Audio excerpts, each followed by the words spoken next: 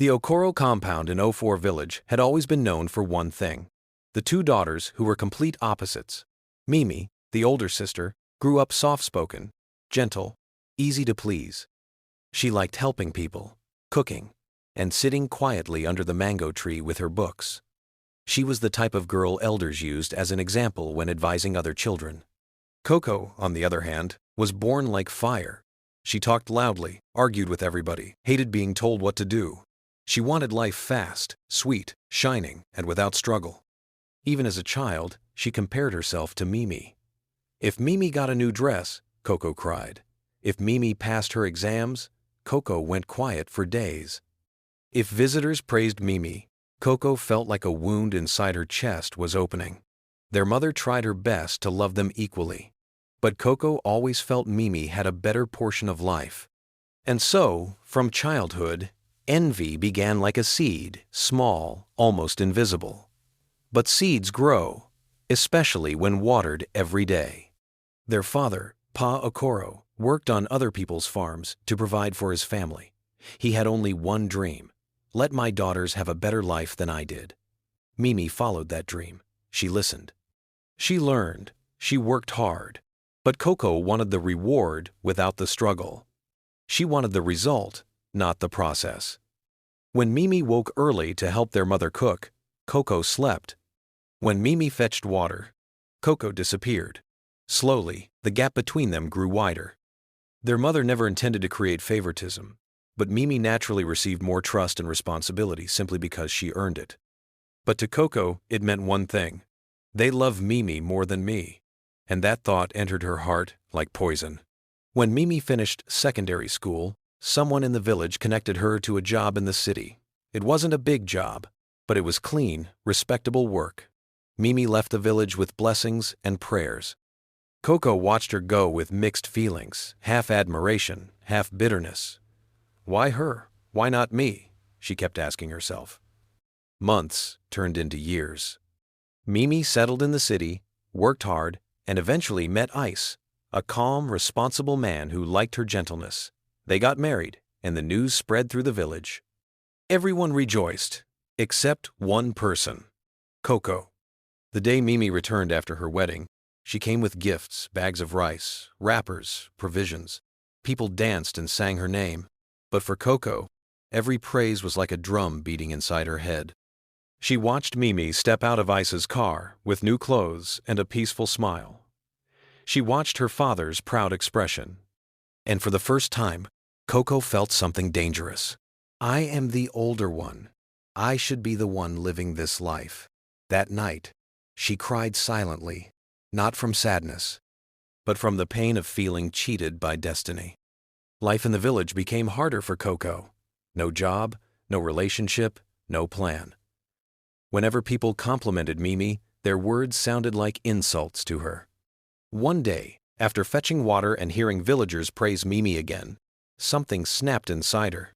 If I stay here, I will die poor. I need to go to the city. She made up her mind.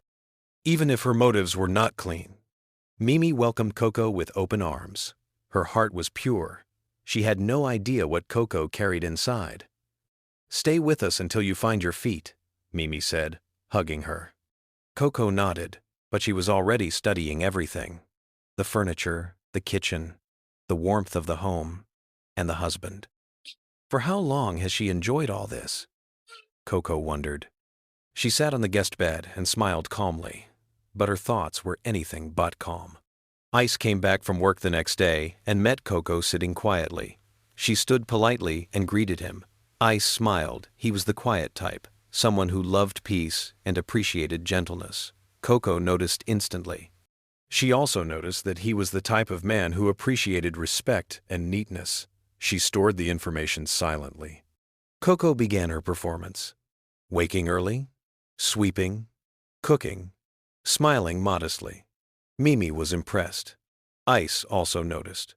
She's very helpful, he said one evening. Koko hid her smile. She wasn't helping to be good. She was helping to blend into the home like a soft scent. Days passed, and Koko kept watching Mimi and Ice's marriage. She saw small disagreements, little cracks, and moments of stress. She saw Mimi forget things sometimes, and envy whispered to her, "If Mimi doesn't know how to keep her husband, someone else will collect him." Koko carried that sentence like a treasure. One afternoon, Mimi traveled for a seminar. Ice came home early to find Koko cooking. The smell filled the house. "You're a good cook," he said. Koko's heart skipped not romantically, but victoriously. That night, she whispered to herself, "I deserve this life more than Mimi." From that moment, her plan began forming. Koko started telling small lies, harmless-looking lies. Mimi said you like less salt. Mimi said you don't notice things. Mimi said you stress her sometimes. Ice dismissed them at first, but the seeds entered his mind. Mimi noticed Ice becoming quieter, more distant. He smiled less, talked less, stayed in the room more. Mimi asked what was wrong, but he always replied, "Nothing." Koko grew bolder. She wore small house dresses when Ice was around, sat closer to him, cooked his favorite meals. Ice didn't suspect anything. He thought she was just being helpful. But Mimi began feeling something she couldn't describe, like she was slowly disappearing from her own home. One evening, Mimi came home late and found Ice eating Koko's food. "Koko has already cooked," he said casually. Mimi froze. Ice never allowed anyone to take her place before. She looked at Koko, who smiled innocently. And in that moment, Mimi knew something terrible had entered her home. Something she could not see. Something she could not stop. Something called jealousy. The moment Ice stepped out that morning, Mimi sat silently on the edge of the bed, her hands resting on her stomach as if she could control the heaviness inside her just by pressing down. She had barely slept. Koko's words replayed again and again. The insult, the accusation, the venom. It felt like each memory left a bruise on her heart. She kept asking herself where she went wrong. How could a sister she once carried on her back choose hatred over love? Mimi shook her head gently, refusing to let tears fall because she knew crying wouldn't fix anything. It wouldn't stop Koko from plotting whatever she was planning. It wouldn't stop the storm that was already building. Meanwhile, in the living room downstairs, Koko's eyes slowly opened. She stretched the way a cat stretches after a long sleep, lazy and satisfied. A smirk tugged at the corner of her lips. She didn't feel guilty, not even for a second. In her mind, everything happening was deserved. In fact, she believed she deserved more. She walked to the mirror in the hallway and admired herself. "I look like someone that should be living this life," she whispered. Not Mimi. Not the lucky one. Not the one life had favored without working for it. Koko turned sharply, flipping her hair back as if she were rehearsing the role she believed she was born for, the new woman of the house. She strutted to the kitchen, humming loudly, opening cupboards that didn't belong to her, touching things she didn't buy, acting like she owned everything. Mimi heard the noise and sighed. She didn't have the strength for another confrontation, especially not after last night. But she forced herself up because ignoring Koko seemed to empower her even more. When she entered the kitchen, the first thing she saw was the empty pot she left on the stove. Koko had cooked again using everything she could find and left the mess behind. Mimi bent down and began washing the plates without a word, without even looking at her sister. But that silence annoyed Koko. "Are you deaf now?" Koko asked. Mimi continued washing. "I'm talking to you, Mimi." Still silent. Koko scoffed. "So this is the new you? Quiet like a rat?" Mimi spoke calmly. "Koko, please, let's just have peace." But the word peace irritated Koko, like pepper in the eye. "Peace? With who? You?" She laughed harshly. "You think you can enjoy life while your own sister rots in the village?" Mimi closed her eyes briefly, praying for strength. Koko stepped closer and lowered her voice sharply. "You think Ice married you because you're better than me?" Mimi shook her head. "I never said that." "You didn't have to. I see the way you walk around this house like queen." Mimi wiped her hands and turned. "Koko, you're my sister. Why are you saying all this?"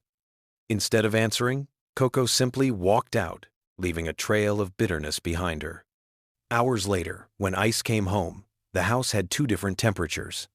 Downstairs felt cold. Upstairs felt heavier than smoke.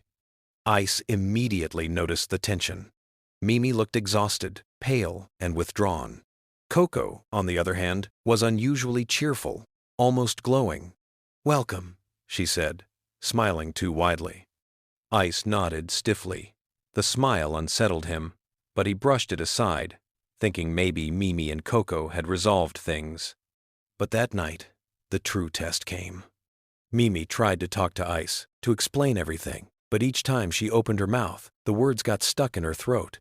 She didn't want to sound like a complaining wife. She didn't want to upset him.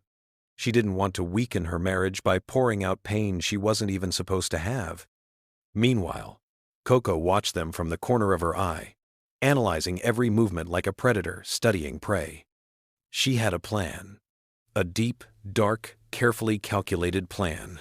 She laughed loudly, cooked special meals, made herself visible, useful, present. And unfortunately, Ice, kind-hearted and unsuspecting, didn't see the poison in her behavior. One evening, Mimi overheard Koko outside, bragging, "Watch now. Very soon, this house will be mine." Mimi froze. Her hands trembled. Her throat tightened. She knew then that this wasn't ordinary jealousy. This was something else. Something dangerous. Something that wanted to destroy her world completely. And it was getting stronger. Because Koko had stopped hiding it. She wasn't pretending anymore. She wasn't afraid. She had tasted the life Mimi had. And she wanted it all. No matter what. The quietness in the house grew heavier as the days stretched on. It wasn't the peaceful kind of quiet. It was the type that carried whispers, suspicion, and footsteps that never fully trusted the floor beneath them. Mimi slept lightly these days. Every sound woke her. Every moment of silence felt like warning. She no longer moved with ease. She moved like someone who feared something hidden in the dark. And Ice noticed. One Thursday evening, he sat on the couch, staring at Mimi as she folded clothes. She was careful, almost too careful, like someone who didn't want to make noise. Her eyes were swollen from the tears she never admitted she cried. Her shoulders drooped. Her smiles were quick, fake, forced. Ice finally asked, "Mimi, what's going on with you?" "If you say." Mimi paused. Her lips trembled slightly. She shook her head. "I'm fine. You're not." Mimi swallowed hard. But before she could speak, footsteps came from the hallway. Koko. She walked in with confidence, a towel hanging over her shoulder like she owned the place. She didn't even greet them. She just walked toward the kitchen, humming loudly. Ice frowned slightly. Mimi lowered her head. That small moment alone told Ice everything. Mimi was afraid of something. Or someone. But he didn't know who. He didn't know how deep the situation already was. That night, when Ice fell asleep, Mimi slipped out of the room quietly and sat on the floor beside the corridor window. She hugged her knees tightly, staring into the street with eyes that held more stories than she could ever speak out loud. She remembered the village. She remembered how she and Koko used to share one wrapper during cold nights. She remembered how she once defended Koko from bullies, how she cooked for her, bathed her when she was sick, fought for her, carried her. How did love turn into this? How did a sister become an enemy? Mimi closed her eyes, pressing her forehead against her knees. She prayed for strength. She prayed for peace. She prayed for a miracle. But she didn't know that Koko was awake too. Koko stood behind a shadowed corner, watching Mimi from a distance. Her expression wasn't sad. It wasn't guilty. It wasn't softened by memories. It was cold. Very cold. Because in Koko's mind, Mimi's pain wasn't tragedy. It was progress, evidence that her plan was working, that Mimi was breaking slowly. That Ice would soon get tired of living with a woman who walked around the house like a ghost. And then what? He would turn to Koko. He would notice her presence. He would appreciate her laughter. He would appreciate her boldness, her charm, her brightness. And one day, he would realize he married the wrong sister. This belief fueled her. This dream consumed her. This fantasy owned her mind. Days turned into weeks. And slowly, the crack between Mimi and Ice widened without either of them understanding how. One Saturday morning, Ice came home from a work trip. He expected Mimi to run to him like before, with smiles, hugs, questions, joy. Instead, he saw her sitting quietly on the edge of the bed, staring at the floor. No welcome. No excitement. Just silence. "What's happening to us, Mimi?" Ice asked softly. She forced a smile. "Nothing." He held her hand gently. "This is not nothing." Mimi looked away. She didn't know how to explain a sister's hatred. She didn't know how to confess that her own blood wanted to take her life apart piece by piece. She didn't know how to say that she cried every night because she didn't know how to protect her home. So she continued lying to survive. Meanwhile, Koko made herself more visible. She styled her hair more often. She wore brighter clothes. She laughed louder. She asked Ice unnecessary questions, pretending innocence. She made Mimi feel invisible inside her own house. One evening, Mimi entered the living room and saw Ice and Koko laughing at something on Ice's phone. Not flirting, nothing inappropriate, just laughter. But Mimi's heart broke. Not because Ice did anything wrong, but because Koko succeeded again inserting herself into a place she didn't belong. Mimi walked away silently, and Koko smirked at her back like someone crossing another box on her secret scoreboard. As weeks passed, Mimi became more drained. Her body weakened. Her face dulled. Her joy faded. One afternoon, she fainted in the kitchen. Ice rushed her to the hospital. The doctor said she was physically fine. But emotionally, she was exhausted, overwhelmed, stressed, breaking. Ice sat beside her hospital bed, holding her hand tightly. "Mimi, you need to tell me what is happening to you." Tears finally spilled from her eyes, soft, silent, painful. But before she could speak, the hospital door opened, and Koko walked in.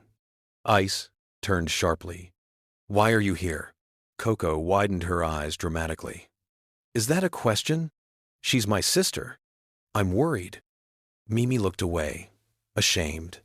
Koko put her hand on Mimi's shoulder, but Mimi stiffened. Ice noticed. Something inside him tightened, but he still didn't understand the full picture. When they returned home, Mimi felt smaller than ever. The house didn't feel like home. It felt like a cage, a trap, a battlefield she didn't know how to win. And Koko knew it. She could smell Mimi's weakness the way wild animals smell fear. That night, when Mimi lay down and closed her eyes, she felt something she hadn't felt before. The fear of losing everything. Her marriage, her peace, her sanity, her life. And that fear pushed her to a decision. She would leave the house for a while. Not forever. Just long enough to breathe. Long enough for Ice to understand that something was deeply wrong. Long enough for Koko's intentions to reveal themselves. She didn't pack a bag. She didn't write a note. She simply stepped out at dawn and walked away. She didn't know where she was going. She didn't know who she would meet. She didn't know how long she would survive. But she left. And her leaving triggered everything that would happen next. Because that same morning, a stranger found Mimi sitting weakly beside a street gutter, shaking, crying quietly, too tired to move. He knew nothing about her. Yet something in her brokenness made him stop. He helped her up, asked no questions, took her home carefully, like someone handling something fragile. He didn't know her story, but he knew she needed safety.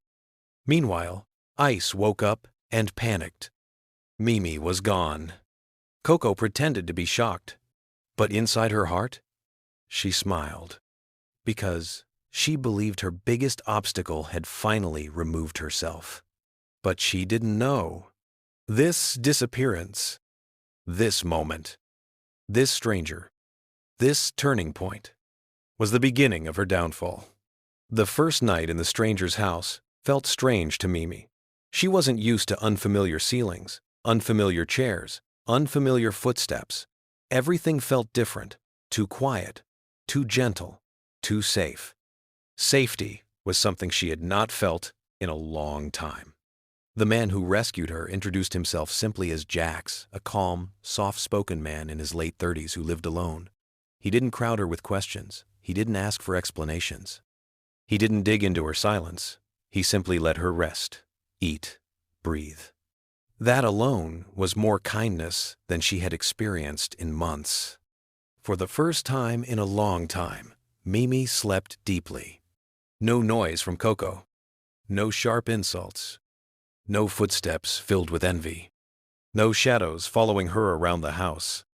Just stillness. Meanwhile, Ice was losing his mind. He searched the whole estate, asked neighbors, called friends, walked around the streets with a torchlight even after the sun returned. But nothing. Nobody had seen Mimi. Ice didn't sleep that night. Or the next one. He kept pacing the house, rubbing his face, muttering to himself. Where could she go? Why would she leave? What happened to her? Koko pretended to be worried, but inside her chest, a flame of satisfaction burned quietly. She walked around the house with new boldness, taking up space that was never meant for her. She made Ice's breakfast. She sat close to him when he was grieving. She acted like comfort. But Ice was too broken to notice her intentions. All he wanted was his wife back. 3 days passed. 4 days. 5. And in those 5 days, Mimi healed more than she had in 5 months. She started helping Jax with small chores, sweeping, washing plates, folding laundry, not because he asked, but because she needed something to occupy her mind besides the pain. Jax would watch her quietly, noticing the sadness that lingered even when she tried to smile. He didn't push, he didn't pry. But one evening, over warm tea, he finally asked, "Do you want to talk?" She shook her head at first, but her silence broke before her tears did. I don't know when my life became like this," she whispered. Jax nodded gently. "It's okay. You don't have to rush." But once the first tear fell, the rest followed like rain. She didn't say everything. She didn't go into details. She didn't expose her family secrets. She simply said, "My own sister hates me." Jax didn't ask why. He didn't judge. He didn't offer solutions. He just listened. And somehow, being listened to without blame, without fear, without punishment, felt like relief. While Mimi was finding emotional strength, Ice was cracking. On the 7th day, he sat on the sofa with a blank expression, and for the first time in a long while, he noticed Koko standing too close to him. Something about her posture, her eyes, her comfort in the house, it all suddenly felt wrong. And in that wrongness, a memory hit him. Mimi flinching when Koko touched her at the hospital. A shift. A fear. A silence. Ice's chest tightened sharply. It was as if a door in his mind opened, and everything he ignored before started connecting. Mimi's sadness. Mimi's withdrawal. Mimi's tears at night. Koko's attitude. Koko's confidence. Koko's presence in places she didn't belong. Ice stood up slowly and looked at Koko with new eyes, suspicious, cold, awake. And Koko immediately sensed the change. She panicked inside, but smiled outside. "Brother Ice? What is it?" Ice didn't answer. He walked past her, pulled out his car keys. For the first time in days, he had clarity. He was going to look for Mimi again, but this time with his whole heart, not his worry. Meanwhile, in Jax's house, Mimi decided she wanted to return home, Not because she was ready for confrontation, not because she was healed, but because she didn't want to disappear from her own life. She didn't want Koko to rewrite her story. She didn't want her marriage to crumble in confusion. She didn't want Ice to believe she abandoned him. Jax offered to drop her off, but she refused gently. "I will go alone," she said. But he insisted on following her from a distance, just to ensure she reached safely. When Mimi stepped into her street, her heart beat painfully fast. She could feel fear creeping up her spine, but she also felt strength she didn't have before. Her legs shook, but they kept moving. And then something happened. Ice's car turned the corner at the exact moment she approached the gate. He braked so sharply the tires almost screeched. "Mimi!" he shouted, jumping out of the car. For the first time in weeks, Mimi broke into a run straight into his arms. She sobbed helplessly. He held her tightly, almost lifting her off the ground. "Where did you go? I thought I lost you," he whispered shakily. Mimi tried to speak, but the words dissolved into tears. Ice didn't rush her. He didn't question her. He just held her like someone holding the most precious thing in the world. From a distance, Jax watched them quietly, nodded once, and walked away without interrupting. When Mimi and Ice entered the house together, Koko froze. Shock, fear, hatred, all mixed in her eyes. She didn't expect Mimi to return. She definitely didn't expect her to return with Ice holding her hand protectively. For the first time since she arrived in the house, Koko felt small. Ice stood in front of her and said in a low, steady voice, "Koko, we need to talk." Her throat tightened. Her confidence cracked. Her lies trembled. And as Mimi stepped forward, stronger than before, Koko realized something she never believed. Her power over the house was ending. Mimi wasn't the weak one anymore. Ice wasn't blind anymore. And Koko's dream, the fantasy she built in her mind, was collapsing. Slowly. Surely. Completely. The truth didn't need to be shouted. It didn't need to be violent. It didn't need to be dramatic. It simply unfolded. Mimi's quiet strength. Ice's awakening. Koko's exposure. And at the end of it all, Koko stood alone, trembling, realizing that the life she tried to steal could never belong to her. Because envy cannot build a home. Hatred cannot keep love. Bitterness cannot replace a wife. Mimi didn't even need to fight. Her truth fought for her. Her suffering spoke louder than words. Her disappearance opened Ice's eyes. And her return sealed Koko's defeat. By the time everything settled, one thing became clear. You can steal clothes. You can steal food. You can steal attention. But you cannot steal someone's destiny. Thank you so much for watching. Subscribe for more amazing stories. Bye.